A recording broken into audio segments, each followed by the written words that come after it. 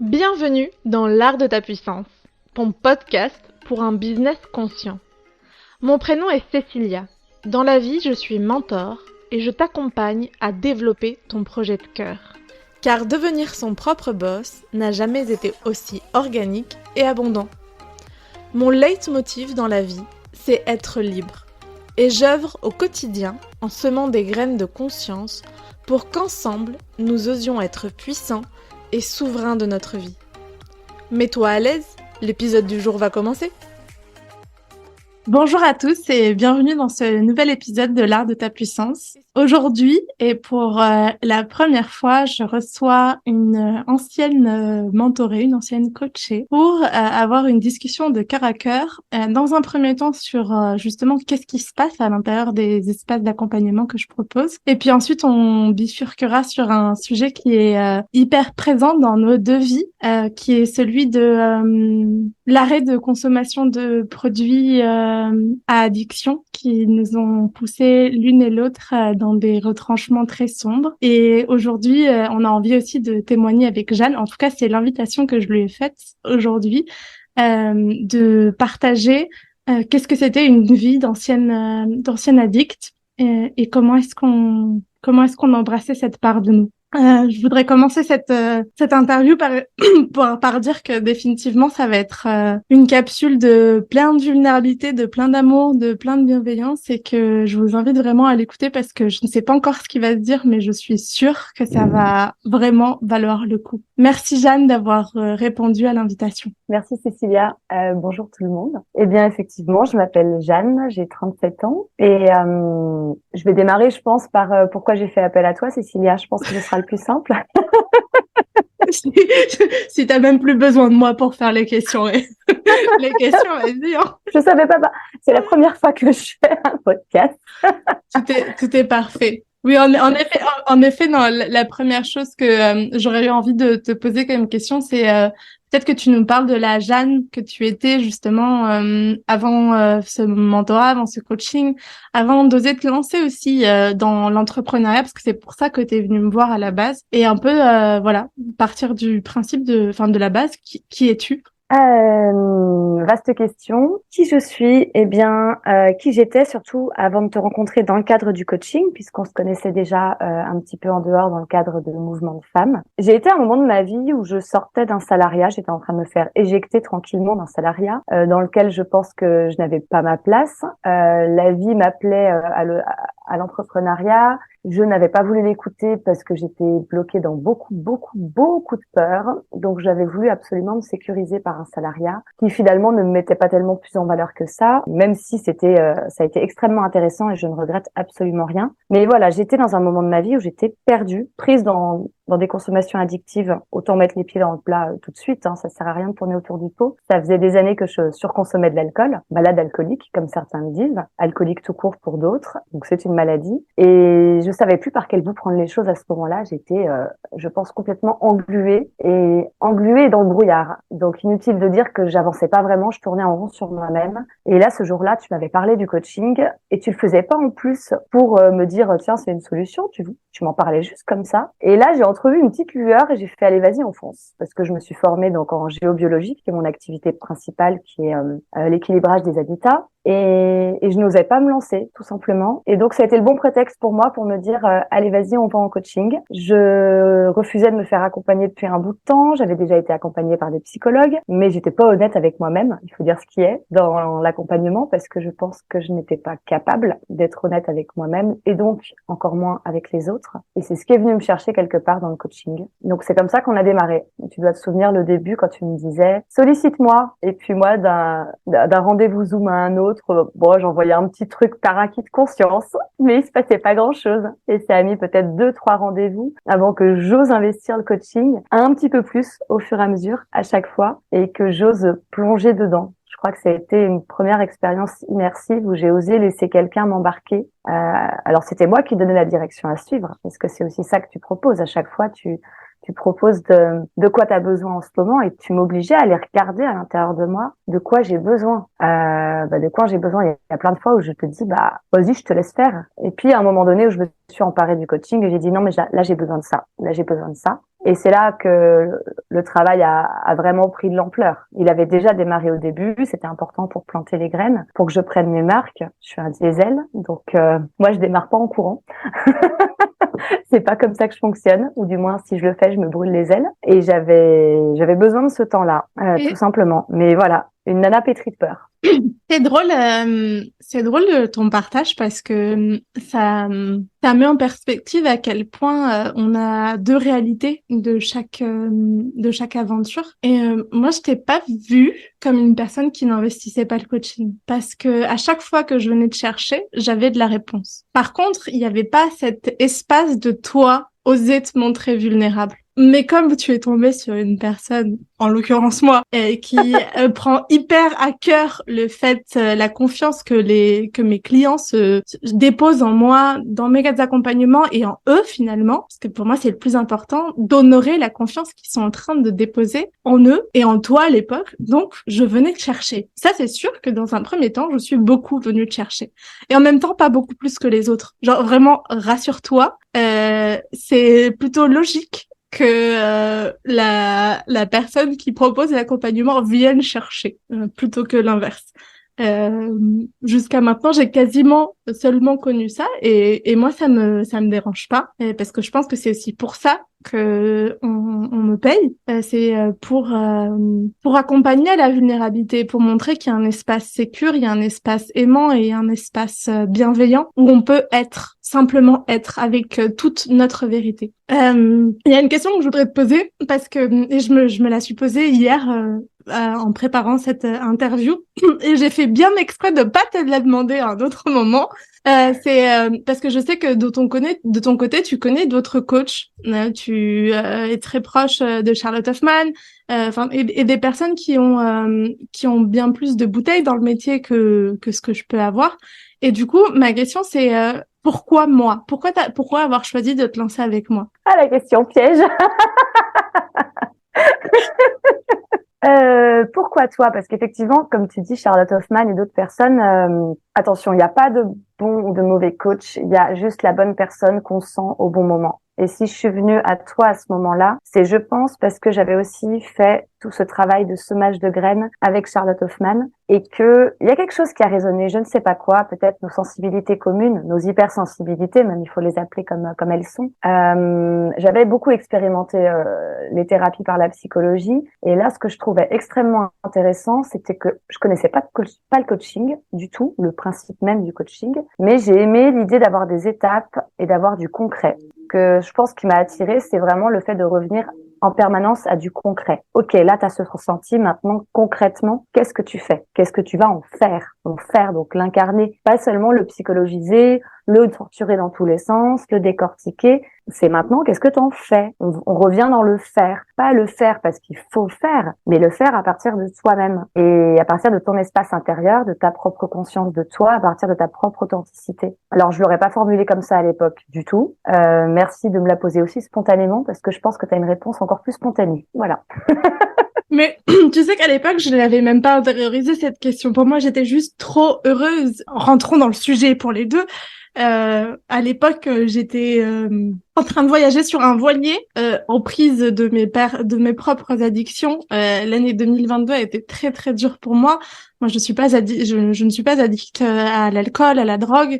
Ma drogue est bien plus naturelle et bien plus commune que ça. Et c'est le sucre, un parasite intestinal qui a élu domicile à l'intérieur de moi, alors même que ma maman était enceinte de moi. Et en fait, tout ça a provoqué des comportements boulimiques et donc une addiction au sucre. Et moi, je me rappelle très bien qu'à l'époque où tu as décidé de te dire oui avec moi, j'étais en proie à mes propres incertitudes, à mes propres croyances que je n'y arriverais pas, que Kaluna était une vaste illusion et que finalement tout ce que j'étais capable de générer c'était que du chaos. Et en même temps, il y avait toujours cette part de moi qui croit vachement en ce que je fais et donc qui a continué. Et c'est vrai que ce jour-là, on était en pleine discussion pour toute autre chose à la fin de ton salariat et je te disais en même temps si t'as plus envie d'être dans le salariat et que t'as envie d'entreprendre, bah fais-toi accompagner pour entreprendre. Et puis moi regarde en ce moment je propose ça, mais vraiment je me rappelle que je l'ai proposé d'un espace de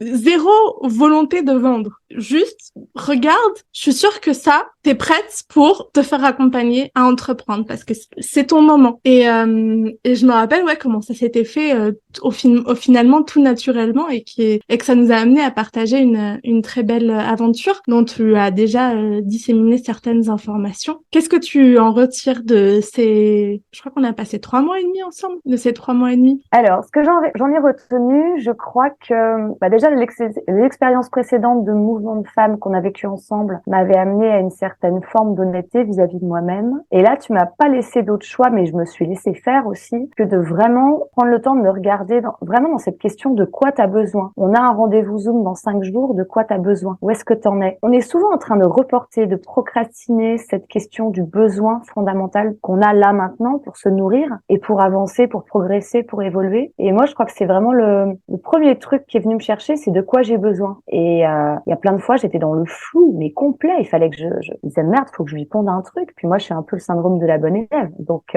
qu'est-ce que je vais lui pondre? Attends, faut que je réfléchisse. Là, je vais aller me promener. De quoi j'ai besoin? Qu'est-ce que je peux lui raconter pour qu'elle puisse faire un truc, qui puisse me servir derrière? C'était vraiment ça. Hein. C'était à mourir de rire. Moi, je me marrais toute seule dans ma tête parce que je me voyais faire. Je voyais la nana qui était complètement paumée et la meuf qui prenait le truc très au sérieux. Et il y avait les deux côte à côte dans ma tête et qui se faisaient leur petit dialogue. Donc ça, c'est la première chose. Tu m'as permis ensuite de revenir à mon corps. Ça, c'est un des premiers besoins que j'ai exprimé assez rapidement. Moi qui ai beaucoup de mal avec mon corps, avec ma façon de bouger, de me mouvoir. Je me rappelle qu'à un moment donné, je dansais devant l'écran et tu m'as dit, si tu perds l'équilibre debout, danse allongé. Et en fait, c'était vachement parlant parce que ça voulait dire, quand tu perds l'équilibre debout, c'est que les racines sont pas là, donc va créer tes racines avec tout ton corps au sol. Et ça a été plein de petits moments comme ça. Ça a été aussi oser croire en moi, même si à ce moment-là, je consommais encore. Parce que je t'ai parlé de ma consommation d'alcool à l'avant-dernier, un petit peu avant l'avant-dernier Zoom. Et c'est ça qui a provoqué ce Zoom-là d'ailleurs. Et tu m'as dit directement, c'est une maladie, va voir des associations de consommateurs, va voir un médecin. Et chose que j'ai pris au pied de la lettre, puisque je suis allée directement en réunion Zoom pour voir ce qui se passait dans les associations d'anciens consommateurs ou de consommateurs encore consommateurs. Et c'est ça qui m'a mis le pied à l'étrier. Et je me suis offert un super cadeau. Je savais pas où il allait m'emmener. Je voulais le faire au service de mon entreprise. Et c'est effectivement ce qui s'est passé parce que mon entreprise, notamment la géobiologie, qui est un boulot extrêmement instinctif, où il s'agit d'aller écouter son corps, écouter comment son corps reçoit ce qu'il y a dans le sol, comment son corps reçoit qu'il y a dans les sphères du subtil pour le nettoyage énergétique des lieux, etc.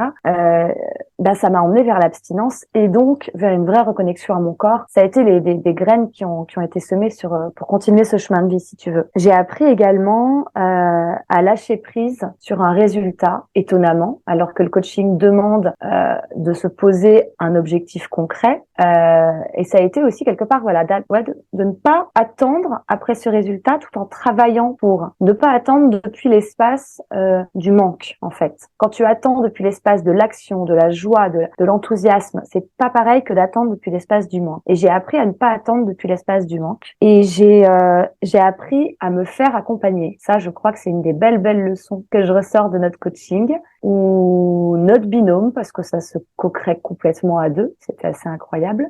J'en ai pas pris conscience immédiatement, mais notre binôme m'a permis à apprendre à me déposer dans un accompagnement. Et c'est ça qui m'a permis, quand j'ai décidé d'être abstinente, de me faire accompagner par mes parents, par ma famille, par un médecin, par l'association, par mes amis proches, par mes colocataires de l'époque. Et donc, de ne pas être seule et isolée face à quelque chose qui est très courant en France. La maladie alcoolique, elle est extrêmement courante. Et on n'en parle pas, on est isolé, on a honte, on se sent seul, on veut pas le dire, on fait semblant d'eux, alors que toute sa journée est conditionnée par le moment où on va pouvoir consommer. Et ça, c'est incroyable. Alors, je suis addict au sens large. Mon cerveau est fait de cette façon-là. C'est pas une volonté de ma part ou un manque de volonté de ma part. Quand on est addict, on a notre cerveau qui est câblé, entendre qu'il y a un manque en permanence et pour chercher à combler ce manque en permanence. Et tant qu'on n'a pas réussi à minima à s'auto-apporter à soi-même de quoi combler ce manque ou à se rendre compte surtout qu'en réalité on ne manque de rien, on va avoir besoin d'une béquille. Et là, la béquille, pour moi, c'était l'alcool. C'est également la vapoteuse. Vous m'entendrez peut-être vapoter, je fais l'effort, mais je sais pas si je tiendrai tout le podcast. Je préfère être hyper transparente. patiente parce que pour le moment, je peux pas tout faire d'un coup. Je suis également facilement, dès qu'il y a un sursaut émotionnel, c'est pas la plaquette de chocolat, c'est les 3 qui passent d'un coup. J'ai conscience de tout ça. On peut pas être parfait, je ne serai jamais parfaite et je crois que je n'ai absolument pas envie d'être parfaite. Cette belle étape d'avoir pu franchir l'abstinence avec ce coaching qui m'a vraiment servi de, comment on appelle le machin là pour qu'on met à l'arrière des pieds des coureurs. Ouais, de tremplin, c'est ça. J'ai rebondi dessus et pouch, je me suis lancée à l'eau. Et donc c'est ça toutes les belles graines qui ont germé à la sortie du coaching. Alors je sais qu'il y a plein d'autres choses que j'ai fait avant qui m'ont permis d'en être là, mais indirectement, résultat, j'ai servi mon entreprise. Je me suis servi moi d'abord parce qu'on n'est jamais son entreprise, on la sert bien en se servant d'abord. Ça c'est clair et net. Et voilà. Mais ce déclic d'oser t'en parler, ça a été clairement la meilleure chose que je me sois offert depuis très très longtemps. Je me rappelle le moment où je t'ai fait le texto, il faut que je te dise un truc demain. Et je l'ai fait, forcément, j'avais bu, parce que sinon je l'aurais jamais fait. Le lendemain, je me réveille, je fais, putain, c'est vrai que j'ai fait ce message. Mince. Bon, bah, Cécile, il faut que je te raconte un truc. Et j'étais obligée par moi-même parce que j'avais entamé ce chemin d'authenticité depuis un bout de temps et j'avais vraiment passé la 4e vitesse avec toi et je me rendais bien compte que je pouvais pas m'offrir ce coaching sans être en pleine vérité avec toi-même. C'était pas possible. Sans me montrer vulnérable avec tous ces sentiments de honte qu'il y avait, de risque de rejet, une des grandes blessures que souvent les hypersensibles ont à traiter. Mais j'ai osé et j'ai bien fait parce que j'en suis là aujourd'hui, donc j'en suis très très heureuse. Et c'est chouette parce que justement le mentorat que je propose, c'est oser être soi. Je suis hyper honorée que tu aies senti aller jusqu'au fond de la cohérence et de la congruence de ce que ça signifiait pour toi de t'offrir cet espace d'accompagnement. Et je voulais juste revenir un peu sur cette idée de perfectionnisme, cette envie d'objectifs et d'atteindre ces objectifs dans un coaching hyper traditionnel. La plupart des coachs, s'ils n'atteignent pas l'objectif qu'ils se sont fixés avec les personnes qu'ils accompagnent, peuvent se sentir profondément frustrés. Le truc, c'est que moi, ma petite touche personnelle, c'est la touche de l'abondance, de comprendre que la vie est parfaite telle qu'elle est et que finalement, souvent, c'est changer la perspective qu'on a sur notre quotidien, sur notre réalité, qui nous permet de voir que notre objectif, il est déjà là. Ton objectif parce que je me rappelle très bien, en plus, c'était un objectif qui, moi, à l'époque, me paraissait totalement irréel. Je t'ai laissé le fixer alors, dans une certaine mesure, parce que je me rappelle très bien, et je sais que je fonctionne toujours comme ça. Je vais vous accompagner à fixer des objectifs tout en vous invitant à une certaine cohérence, à vous le proposer dans un temps, et donc, il y a souvent des fois, et je me rappelle que ça avait été le cas avec toi, où les objectifs sont déjà revus à la baisse dès le début. Mais ils sont pas suffisamment revus à la baisse parce que il y a cet ego qui nous pousse, parce qu'il y a ce mental qui nous raconte des histoires. Et en fait, c'est tout le processus qu'on vit ensemble qui permet de reconnecter au véritable objectif qu'on avait. Et finalement, ton objectif à toi, si on le matérialise avec des mots, c'était surtout de pouvoir incarner ton activité. Et c'est passé par tout ce que t'as dû vivre en fonction de ta réalité d'une personne addicte à une substance qui te déconnecte de ton corps, de ton intuition, de ton champ des possibles, alors que tu as un métier qui est hyper énergétique. Et pour moi, ça a été pareil, c'est que donc j'ai arrêté le sucre début d'année 2023. Le sucre est certainement beaucoup moins destructeur que l'alcool. En même temps, j'ai jamais eu autant de clarté mentale que actuellement. Tout ce que j'ai dû traverser une étape après une étape, c'est justement ce qui m'en amène ici aujourd'hui à ce qu'on puisse en parler en toute vulnérabilité franchement, en fait, quand on s'autorise à laisser ces addictions qui viennent de nos traumas, qui viennent de ces parts de nous qui ont besoin de combler un manque, d'être reconnu, d'être vu, d'être aimé, d'être embrassé, quand en fait on s'apporte ça à soi-même d'une autre manière, on n'a plus besoin de cette substance-là. Et comment est-ce qu'on peut connecter avec un business conscient qui en plus est là pour apporter aux autres si on ne sait pas s'apporter à soi, si on ne sait pas être sa priorité, si on ne sait pas être bien avec soi-même? C'est le serpent qui se mord la queue et c'est le business qui ne sera jamais incarné. Et s'il n'est pas incarné, il n'attirera pas. Soyez sûr et certain que dans un business conscient, si vous n'incarnez pas votre message, la magie ne se fera pas. La vie ne vous offrira pas ces clients qui vous permettront aujourd'hui d'être abondant et d'avoir un business organique. Attends. Donc j'aimerais bien que tu puisses nous témoigner, parce que ça fait donc 5 mois qu'on a fini le mentorat. Où est-ce que tu en es aujourd'hui? Quels ont été les cadeaux que t'as apporté le mentorat, mais au-delà de ça, surtout que t'as apporté la fin de la consommation d'alcool. J'adorerais que tu puisses nous parler de ça. Oui, oui, je rebondis juste sur une toute petite chose. J'ai pas laissé de côté mes addictions. Mon cerveau reste addict et ça, je tiens à le préciser, pas pour ne me définir qu'en tant qu'addict, parce que je suis bien plus grande que ça et bien plus que cela. Pour ma part, parce que je peux parler que de moi et je vais parler au jeu.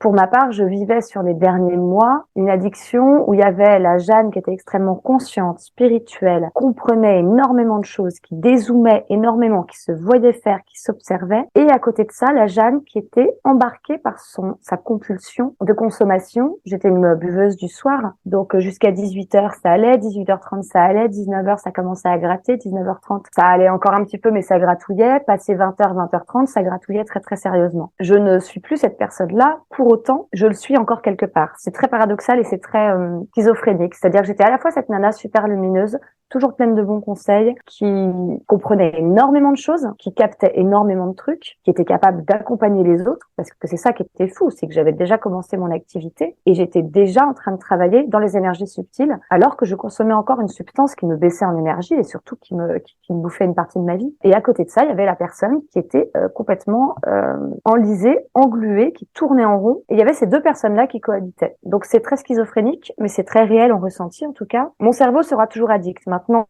que je n'ai plus la substance d'alcool qui vient noyer mes ressentis et me les déformer, je comprends beaucoup plus de choses. Je fais surtout face beaucoup plus à mes émotions. C'est ça qui se passe en fait quand on stoppe un comportement addictif ou de consommer une substance qui est mauvaise pour nous, parce que la substance pour nous est du poison. Pour d'autres personnes, le sucre n'est pas un poison. Pour moi, ça n'est pas un. Pour d'autres personnes, l'alcool n'est pas un poison. Pour moi, ça en est un. Pourquoi, comment? C'est comme ça. On peut chercher à refaire le monde. Ça fera pas avancer le schmilblick plus vite que ça. Mais voilà, je tenais à repréciser ça parce que c'est un mode de fonctionnement qui est lié notamment à l'hypersensibilité, parce qu'on ne sait pas gérer nos émotions et qu'en arrêtant ce type de consommation qui ne nous convient pas, et ben on se retrouve face à ces émotions. Donc moi, c'est ça qui s'est passé à la vente du coaching, puisque j'ai démarré l'abstinence un mois après. Donc tout s'est fait très très vite, à peine un mois après. Je suis bientôt à 4 mois au moment où on enregistre. Au moment où ce sera paru, ben on sera bientôt à 5. Et ça a été vraiment la première chose que j'ai apprise et que j'ai dû apprendre et que j'apprends encore maintenant et que j'apprendrai toute ma vie. C'est face à une émotion qui monte, qu'est-ce que j'en fais? Pour quelqu'un qui n'est pas addict, pour comprendre le mot émotion, l'expression l'émotion qui monte, imaginez vous êtes sur un bateau, un vent, force 1. Chaque émotion est une force 1, voire une force 2. Donc c'est un petit clapotis, c'est rien du tout, on voit arriver la vague, on gigote dessus, tout va bien, la vie est belle. Pour nous, la moindre émotion, c'est une vague de force 7. C'est-à-dire qu'une émotion peut nous submerger, on la voit pas arriver et ça se fait à une allure phénoménale. Et ça, c'est le premier truc à apprendre quand on est hypersensible, parce que là, on peut aborder énormément de thèmes. Je pense qu'on pourrait y rester sur des heures et des heures. Mais c'est la première chose que j'ai dû apprendre avant de pouvoir réussir à m'ancrer. C'est pas comme ça que je l'ai visualisé à l'époque, mais c'est comme ça que ça s'est présenté à moi. Ça a été apprendre à gérer les émotions, apprendre à naviguer avec, apprendre à les laisser passer. Quand tu les laisses passer, c'est beaucoup plus doux. Quand tu cherches à lutter contre, moi, tu te les prends en pleine face et c'est extrêmement violent. Et puis après, ça s'est calmé parce que au fur et à mesure, j'ai encore de temps en temps des grosses montées émotionnelles, notamment quand il y a de la fatigue. On apprend à dealer avec, on apprend à apprivoiser le cheval sauvage, on apprend à anticiper les choses, on apprend à prendre soin de soi, parce que je me rends compte qu'en fait, en prenant soin de moi, notamment en allant en réunion entre personnes alcooliques, on est entre personnes qui fonctionnent à peu près de la même façon et en fait on prend soin de soi énormément et prendre soin de moi sur le plan spirituel. Donc maintenant, comment ça se manifeste? Parce que j'ai pas oublié la question. Eh bien déjà pour le moment, ce qui se passe, et c'est drôle, c'est ce que j'avais écrit dans mes notes en préparant notre interview, c'est que je suis passée de refuser l'incarnation qui m'était proposée à accepter cette incarnation, la vivre très concrètement, sans pour autant perdre la partie spirituelle. La vivre de façon tout aussi spirituelle, mais de façon purement incarnée et ancrée dans la matière. Et ça me change la vie. Pendant des années, je cherchais mon ancrage. Là, je découvre ce que c'est que l'ancrage. L'ancrage, c'est un truc fabuleux. Quand on n'a pas l'habitude, c'est un putain de cadeau tous les matins où ton réveil il sonne, tu te réveilles, tu fais « Wouh, je me sens ancrée !» Mais quand tu l'as jamais vécu, mais c'est un truc extraordinaire. En fait, c'est ce qui se passe là en ce moment. C'est que pour ma part, chaque chose qui arrive dans ma vie, je le vois comme un cadeau. Chacun le voit comme il veut, même quand il y a une émotion négative qui vient me traverser, quelqu'un qui vient me faire vivre quelque chose de compliqué, je me dis, ok, quel cadeau j'en retire derrière tout ça? Je me sens tellement survivante, si tu veux, parce que ça a été des telles années d'enfermement, de douleur, de complications, de souffrance. Je me force à m'en souvenir, pour me souvenir d'où je viens, pour ne pas oublier d'où je viens, parce que c'est ce qui fait la femme que je suis aujourd'hui. La femme qui s'assume commence enfin à s'assumer et qui est vraiment sur sa voie de... J'étais pas sur le mauvais chemin avant, attention, je tiens à le dire, j'étais sur un bon chemin pour être la personne que je suis aujourd'hui. Et aujourd'hui, je suis sur un bon chemin pour être la personne que je serai demain. Et ça, c'est important quand on vit des choses qu'on a du mal à assumer. J'ai toujours eu cette croyance au fond de moi, quelque part, qu'il y aurait un déclic un jour pour aller pleinement m'épanouir et remplir ma mission de vie prévue, entre guillemets, mais que cette phase-là que je vivais était nécessaire pour remplir cette mission de vie, même si elle était, faut le dire, atroce. Rappelle-moi ta question, je suis désolée, je me suis perdue en route. Les cadeaux que ça t'a apporté, l'arrêt de la consommation. Oui, me regarder moi-même, me découvrir, voir qui était caché derrière ce couvercle, parce qu'en final, dès qu'il y avait une émotion qui arrivait, je mettais le couvercle, ou je la mettais de côté en attendant de mettre le couvercle. Voir mes émotions, me rencontrer, me dire bonjour en étant fière de moi le matin, le plaisir de me réveiller, en me disant la journée va être chouette, en me disant je me souviens de ce que j'ai fait hier. C'est plein de trucs bêtes dont on se rend pas compte. En me disant si j'ai pas assez dormi, je repousse le réveil d'une demi-heure. J'ai besoin d'une petite demi-heure et c'est ok. Et non plus en culpabilisant parce que je me noie et que je fuis dans le sommeil. Les cadeaux, c'est les synchronicités absolument exceptionnelles que je suis en train de vivre en ce moment, puisque là, tu me chopes à la sortie d'un salon bien-être qui a eu lieu à Albertville et qui était absolument extraordinaire. Et c'est là que je me dis, waouh, on arrête les substances qui ne nous conviennent pas. On fait l'effort qu'on est capable de faire à ce moment-là. Je n'aurais pas été capable avant. Et le retour de la vie est absolument incroyable parce qu'il y a des interventions qui arrivent. Il y a potentiellement d'autres conférences, d'autres podcasts, beaucoup de contacts qui se sont noués avec d'autres personnes thérapeutes avec lesquelles on va certainement travailler d'une façon ou d'une autre ensemble. Je me sens très en clarté. Alors, c'est mon côté spirituel, mais au niveau du chakra du troisième œil, je sens énormément d'intuition qui arrive, de connexion quand je travaille sur un lieu ou avec des gens où il y a des mots qui me viennent et je leur dis tout hasard, vous feriez pas du Reiki? Puis l'autre personne en face, on se connaît depuis 20 secondes. Si, ok. Donc, il y a plein de petites choses comme ça qui viennent pimenter ta vie avec des micro-cadeaux, des petites étincelles qui viennent se balader devant toi. Et puis surtout, je profite vraiment, je découvre le moment présent. Et moi qui vivais beaucoup dans le futur, dans le j'évite de repenser au passé parce que j'ai honte, là, j'apprécie pleinement chaque moment du présent. Les journées passent à une allure phénoménale, alors que j'ai 4 fois plus de temps qu'avant. Mais je sais pas ce que je fais, mais je fais plein de choses et je m'éclate. Et l'autre jour, je me suis surprise parce que je m'étais enfermée dans une croyance limitante qui est si je ne fais pas de yoga le matin au réveil, je sais que c'est fichu, je n'en ferai pas de la journée. Et vendredi, avant de partir au salon, j'ai pas pu faire de yoga le matin. Je voulais d'abord tout faire. Et je me suis dit si de l'espace en fin de journée, fais-toi un moment cocon où tu t'offres du yoga. Je me suis offert cet espace de cocon pour faire du yoga, de la même façon que je serais montée sur une table de masseuse pour me faire chouchouter par quelqu'un d'autre. Alors qu'en temps normal, le yoga, c'est j'y vais parce que je sais que ça va me faire du bien, je vais en ressortir, je vais être détendue. J'y vais en attendant quelque chose parce que c'est impératif, parce que je me mets l'obligation de pratiquer. Et là, je me suis glissée dans une bulle de plaisir avec moi-même, un vrai kiff, un auto-kiff que je n'avais, je crois, jamais vécu. Et je crois que c'est ça que je découvre aussi beaucoup en ce moment, c'est les auto-kiffs avec moi-même. Et ça, c'est ouf. Et dans les autres cadeaux, il y en a beaucoup, beaucoup. Mais j'ai fait un burn-out il y a, je sais pas, 6-7 ans de ça, je dirais à peu près, que je n'avais pas écouté. J'avais redémarré dans un nouveau boulot. J'avais déjà fait une réorientation en tant qu'agent immobilier. Donc les lieux me parlaient déjà beaucoup à l'époque. Et j'avais pas écouté le burn-out et j'avais travaillé 4 ans dessus jusqu'au moment où j'ai enfin choisi de m'arrêter. Toujours en consommant de l'alcool. Donc finalement, le burn-out, je sais pas trop si je l'avais traité. Et là, je redécouvre de l'énergie. Donc le plaisir de te réveiller le matin avec de l'énergie, avec des objectifs que tu te fixes, des petits objectifs pour démarrer. Et puis tu vois que ça match parce que quand tu démarres avec un petit objectif du cœur et que tu as un retour directement de quelqu'un qui t'appelle pour te dire vous m'avez fait un mail pour un salon avec grand plaisir pour vous rencontrer, tu as l'impression d'avoir décroché le jackpot, donc ça te motive pour la suite et ainsi de suite. Et cette fatigue permanente que j'avais, qui était entretenue par l'alcool mais aussi par les phénomènes de burn-out, est en train petit à petit de se résorber. Il y a encore des vieux réflexes dans le cerveau qui sont ah non mais là faut que tu fasses une pause sinon tu vas être épuisée ce soir. Et en fait, je me rends compte que j'oublie de faire une pause, mais qu'en fait, je suis pas épuisée. Ça, c'est tout récent parce que on a travaillé ensemble le design humain puisque c'est un des outils que j'utilise. Et ça, c'est quelque chose, ça doit faire 2 semaines que c'est installé. C'est tout nouveau pour moi. Et à chaque fois, je le redécouvre tous les jours avec un plaisir immense. Donc, c'est plein de petits cadeaux qui peuvent paraître très simples. Pour moi, ont une immense valeur et je choisis de leur accorder cette immense valeur et de leur maintenir cette immense valeur parce que ça a pas de prix. Ça, la vie n'a pas de prix. Quand on s'ennuie dans sa vie, juste arrêtons-nous, regardons juste ce qu'on a autour de soi, une jolie couleur, une fleur, un nuage. Il y a toujours quelque chose de joli et juste prendre conscience qu'en fait tout est là. Ouais, je suis totalement d'accord aussi sur cette analyse de qu'est-ce que ça permet finalement de reconnecter avec soi parce que l'arrêt de la consommation de produits addictifs, c'est juste de permettre de laisser de l'espace à notre être, à nos besoins, à nos envies, à nos pulsions, à qui l'on est. Et je parle de pulsion, je ne parle pas de compulsion, que la pulsion c'est ce qui vient de l'intérieur et va vers l'extérieur, la compulsion c'est ce qu'on va prendre de l'extérieur pour ramener vers l'intérieur, mais qui va juste faire office de couvercle et pas d'effet créateur finalement. Est-ce qu'on est dans la contraction ou dans l'expansion? Est-ce qu'on est dans la destruction ou dans la création? Et pour moi, en fait, l'arrêt du sucre dans mon cas, ça a été vraiment l'espace de j'ai découvert que je pouvais travailler l'après-midi. Je viens de lancer mon programme d'accompagnement Magic Tribe.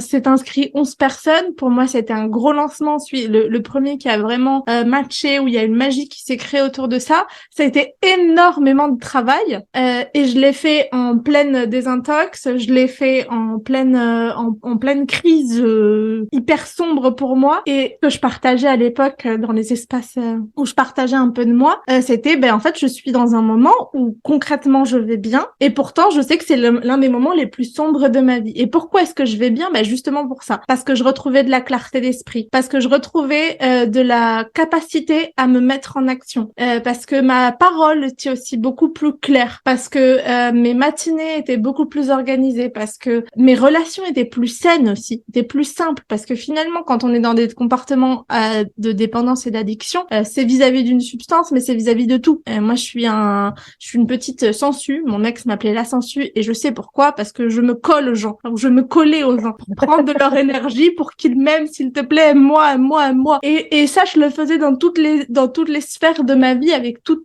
type de personnes. Donc c'est un comportement que je dois réapprendre totalement à changer et c'est impressionnant parce que je crois que la première sphère où je l'ai réellement changé, ça a été la sphère professionnelle. C'est-à-dire que je fais énormément attention à ne pas créer ce système et ce climat de dépendance avec mes clients. Et ça depuis le début. Et les fois, de toutes les manières, où je n'ai pas été assez prudente, la vie m'a mis son retour de claque assez impressionnamment. Et pour moi, et ça je le partage en toute vulnérabilité, en tout amour propre de moi, mais quand Jeanne, tu m'as écrit en septembre ou en octobre tu avais quelque chose à me dire et quand j'ai su ce que tu avais à me dire et quand j'ai vu comment j'arrivais à être dans mon positionnement et vers quoi ça t'a amené et cette conversation qu'on peut avoir aujourd'hui, moi j'en suis hyper fière parce que je me dis que c'est un positionnement, un accompagnement, un espace que j'ai réussi à soutenir tout en étant moi dans une vague émotionnelle et que je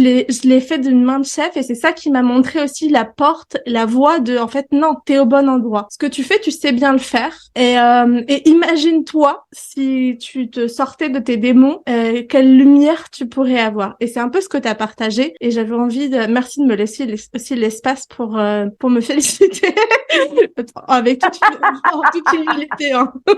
Mais j'avais besoin c'est hyper important. J'avais besoin de le dire. Donc voilà, on en arrive pas la toute fin de notre partage, mais on a bien avancé dans ce qu'on avait envie dans ce que, en tout cas moi j'avais envie de partager avec toi. Je te laisse un dernier espace pour une inspiration, s'il y a quelque chose qu'on n'a pas forcément évoqué, qui était important pour toi de parler. Je te remercie de cet espace. Moi, je crois que le maître mot, c'est, je reprends ce mot oser, qui m'a clairement porté, qui me porte encore maintenant énormément. Oser être différent, parce que déjà, on est tous différents. Donc, en fait, oser être différent et oser incarner sa différence, c'est juste accepter d'être un parmi beaucoup de personnes et finalement d'être tous tous reliés, d'être tous d'une certaine façon unis. Et la foi parce que moi la géobiologie, je l'ai eu dans les tripes, elle est venue me chercher très très loin, elle m'a fait bosser, elle me fait encore énormément travailler en termes de légitimité, mais j'ai la foi que je suis au bon endroit et tous les moments où j'investis matériellement, que ce soit du temps, de l'argent, des actions, au service de cette foi en conscience, systématiquement, même s'il y a le petit doute, parce que le petit doute, il est toujours là, il fait partie du chemin de l'entrepreneur, ne serait-ce que de l'entrepreneur entre soi et soi, déjà. Systématiquement, j'ai toujours ce retour de la vie qui me dit, t'es toujours au bon endroit, continue. Attention, on t'envoie des challenges, attention, on t'envoie des inconforts. Et comme le dit bien Charlotte Hoffman, que j'aime beaucoup, je commence à toucher du doigt ce que c'est que d'être détendu dans l'inconfort. Ça, c'est encore une autre étape de l'entrepreneuriat. Mais déjà, incarner sa différence en étant conscient qu'on est tous différents et garder la foi parce que ce qu'on propose, c'est beau, c'est magique et surtout, ça ne restera pas tel quel. Ça va évoluer en même temps que nous. Donc, osons évoluer, tout simplement. J'adore. Osons évoluer. Ouais. Osons se transformer parce que il y a que la mort qui est permanente et on est totale impermanence. Alors, pourquoi est-ce qu'on lutterait contre le changement et le mouvement de la vie? C'est ça. J'adore aussi pouvoir laisser un espace aux personnes que je reçois de pouvoir partager leurs réseaux sociaux ou alors peut-être des informations sur sur ce qu'ils sont en train de créer actuellement, où est-ce qu'on peut te retrouver, tout ça, tout ça. En fait, vous savez pas, là, mais avec Jeanne, on est vraiment en train de se taper une barre parce qu'on sait l'une comme l'autre à quel point Jeanne adore les réseaux sociaux. Moi, le problème que j'ai avec les réseaux sociaux, c'est que comme toute bonne addict, je peux scroller dessus pendant des heures et diluer mon énergie. Donc, je n'ai pas Instagram, j'ai Facebook. Vous me trouverez, je pense, Cécilia qui mettra peut-être le nom à côté du podcast sur Jeanne de Petiteville-géobiologue. Vous pouvez me trouver, ma prochaine actualité, c'est le salon du bien-être et de la médecine douce à Eurexpo Lyon du 24 au 26 mars. Et puis après, tout simplement, vous me contactez, notamment via Facebook, mais peut-être qu'on peut laisser mon mail, je ne sais pas si ça fonctionne comme ça, parce que les réseaux sociaux, c'est clairement pas mon truc. J'apprends petit à petit à m'exposer sur Facebook, mais ça date d'il y a 3 jours. Donc, on va dire qu'on en est au tout début, mais je vais progresser, c'est important d'oser se montrer. Voilà. Osons se transformer, non? On est d'accord. Et bien sûr que je laisserai en barre d'infos ton contact, ton Facebook et ton mail. Pour Eurexpo, ce sera trop juste parce que ce podcast paraîtra début avril. Mais en tout cas, si vous savez voyager dans le temps, vous pouvez retourner à Eurexpo. Allez me chercher sur ma page Facebook dès que je voyage pour aller dans des salons bien-être. Je le poste à chaque fois. Donc, vous pourrez me retrouver de cette façon-là. Et aussi, c'est dire que la géobiologie, ça peut se faire aussi à distance. Donc, vous n'êtes pas du tout obligé d'être dans la région de Grenoble, Lyon, parce que du coup, Jeanne vit vers Grenoble. Mais ça peut se faire à distance. Et si jamais vous sentez que dans votre maison, vous avez un inconfort, que vous sentez vous avez du mal à dormir, enfin, peut-être que Jeanne, tu peux un peu plus expliquer dans quelles circonstances on peut faire appel à un géobiologue pour que tout le monde puisse aussi se reconnaître si jamais ils ont besoin de tes services. Oui, merci. Pour faire très rapide, souvent c'est les personnes viennent me voir suite à des sources d'inconfort où ils se rendent compte qu'ils ont tout essayé pour mieux dormir, ils ont tout essayé par rapport à un problème de dos, ils ont tout essayé par rapport à une fatigue chronique, par rapport parfois certains sont gênés la nuit, l'impression d'avoir des gens qui passent à côté d'eux alors que c'est pas le cas. D'autres peuvent développer des maladies, etc. et en viennent à penser au fait que ça puisse faire partie de leur habitat. D'autres personnes connaissent déjà la géobiologie et par principe me disent voilà, je suis en train de faire construire, de faire rénover, etc. J'aimerais que tu interviennes chez moi pour qu'on puisse positionner les pièces au bon endroit, pour que tu puisses faire un nettoyage. Il y a un petit peu de tout. On va dire que si vous vous posez des questions, le plus simple, ça reste encore de me contacter. J'aime dire qu'un coup de fil ne coûte strictement rien et que c'est vraiment du cas par cas. Je peux pas faire de grandes généralités. Il y a rien qui va dans une case. Ce qui est important, c'est de voir le taux d'énergie de la maison et de voir s'il y a des choses à travailler dans la maison. Je suis un peu comme Cécilia, je suis quelqu'un d'extrêmement transparente. Il y a rien à faire sur la maison ou l'appartement ou que ce n'est pas pour moi. Je le dis et j'essaye de trouver un interlocuteur qui soit de confiance. Merci Jeanne pour ce partage sur ton métier de cœur, sur ton projet qui t'anime, sur ce business que tu es en train de développer de manière alignée. Je te souhaite vraiment plein de réussites pour cette année 2023, que ce soit une année de plein d'expansion et d'amour pour toi, pour les maisons que tu auras l'occasion de de nettoyer. Et voilà, c'était un grand plaisir de te recevoir par ici aujourd'hui. Un grand merci. C'est la première fois que je fais l'exercice du podcast. C'est vachement sympa. C'est très stressant, mais une fois qu'on y est, bon, on papote entre copines, donc ça va. Merci de m'offrir cet espace de parole. C'est important de pouvoir partager sur que certains appelleraient des phénomènes de société, dont on parle pas beaucoup et pas assez. Et c'est intéressant d'en discuter en version conversation de copines autour d'un thé, parce que c'est pas si grave que ça. Et c'est à la fois grave et pas grave. Et on peut vivre, et on peut très bien vivre. Je crois que je crois que ça devient grave le jour où justement on arrête de regarder la vérité en face. À partir du moment où on la regarde en face, bah oui, ça fait partie de qui l'on est, de toutes ces facettes de nous, et je pense que dans la haute sensibilité, c'est justement commencer à apprendre à s'accepter pleinement tel que l'on est. Donc, merci. Et puis merci à vous de nous avoir écoutés jusqu'ici. Si vous êtes restés, c'est que vous êtes des super warriors et que j'imagine que ce contenu a pu vous intéresser. Alors n'hésitez pas à laisser un petit commentaire dans l'espace de commentaires, de mettre une note sur votre plateforme d'écoute favorite pour vos podcasts. Ça nous aide à être référencés, ça nous aide à être de plus en plus visibles et de plus en plus partagés sur les réseaux sociaux.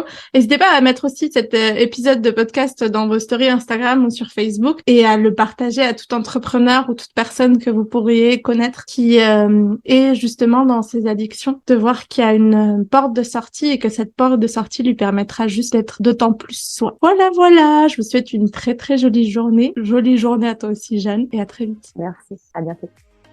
Et si tu as apprécié ce que tu viens d'écouter, je t'invite à nous rejoindre sur l'Instagram de Kaluna, @KalunaVaisesi, où tu peux aussi réserver un appel découverte avec moi pour sentir les synergies se créer. À très vite!